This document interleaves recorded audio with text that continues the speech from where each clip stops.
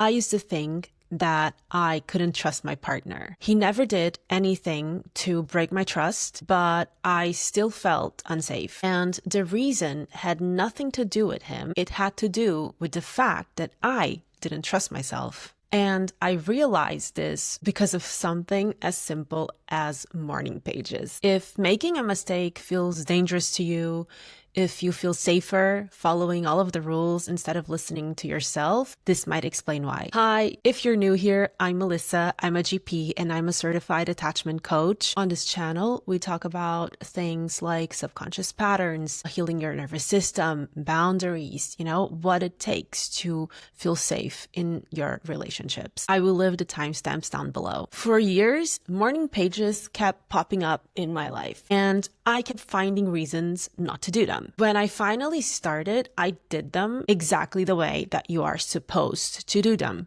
like first thing in the morning. Every time I did them, nothing happened. Like I would just sit there writing over and over again. I don't know what to write. And during that time, I also noticed that my head felt a lot fuller and my thoughts were more jumbled in the afternoon and in the evening, whereas in the morning, my head felt pretty calm and clear, but still I kept doing morning pages in the morning because that's how you're supposed to do them. One day, I accidentally did them in the afternoon, and lo and behold, that's when I had this really amazing stream of consciousness. I had a lot of insight and clarity related to a particular issue that I was going through during that time. But still, the next day, I did them again in the morning, and again, nothing.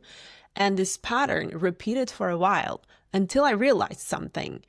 I wasn't struggling with journaling. I was struggling with trusting my instinct and listening to what was best for me. Even though I had had many moments of clarity journaling in the afternoon or in the evening, I was still trying to follow everyone else's guidance. I was so focused on doing these morning pages perfectly and following all of the rules that I forgot to tune into myself and to listen to what was best for me. If this sounds familiar to you, it's probably because somewhere along the way, you learned that you couldn't trust yourself and that making mistakes meant loss of connection, loss of love, loss of safety. You learned that being wrong and making mistakes was dangerous. Because of that, it always felt safer to follow all of the rules, to look outside for knowledge and for guidance. And while that might be important in some cases, it's also important to look inward for clarity. But it's really hard to look inward when making mistakes, doing something the wrong way, failing feels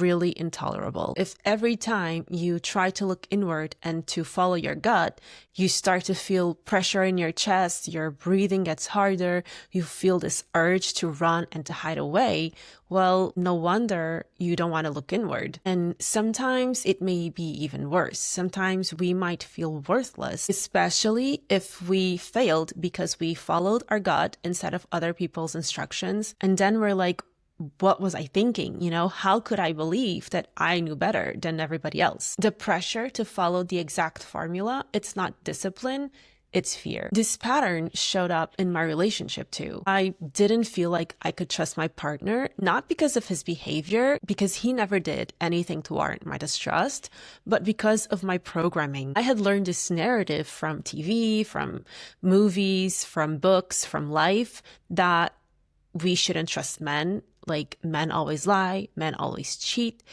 And on top of that, I had this belief that I wasn't enough. So I wasn't smart enough.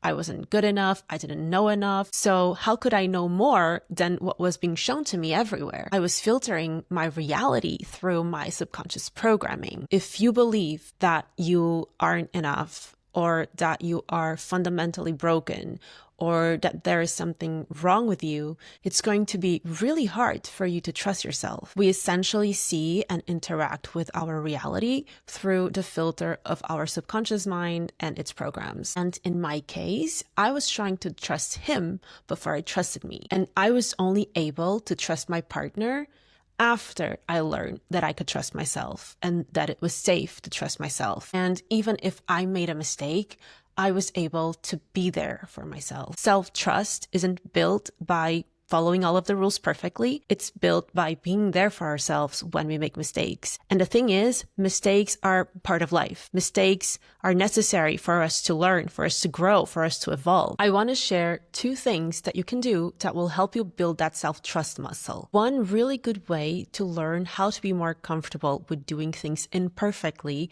is to start a hobby where you will be bad at first. So it can be anything like painting, knitting, photography, using your own phone, anything that you want. By doing that, you are letting your body learn that imperfection doesn't equal abandonment and danger. Another way to learn self-trust is to pause in small relational moments and ask yourself, is this coming from clarity or is this coming from fear? Does it feel like peace or does it feel like suffering? For example, if you're texting someone and you feel this urge to explain yourself 3 more times, pause and ask yourself, am I clarifying or am I trying to prevent rejection? If you feel disappointed in something small that they said, pause and ask yourself, am I really hurt or am I afraid of being too much? If you don't feel like being affectionate in the moment, pause and ask yourself, is this coming from my avoidance side or is this a genuine no? And then notice the small answer that is buried under all of the should and shouldn'ts that is trying to come up. And if you can, follow through. But even if you don't, just the act of pausing and trying to listen to that voice, trying to reconnect with that voice, that is going to be a really good first step to building this self-trust muscle. You don't build self-trust by following everybody else's rules. You do it by clearing all of the noise and finally listen to your own voice. Now, to hear that voice, it really helps if you are present in the moment. And to do that, it helps to have a healthy nervous system. So if you're interested in learning more about how to have a healthy nervous system, you might be interested in these 2 videos.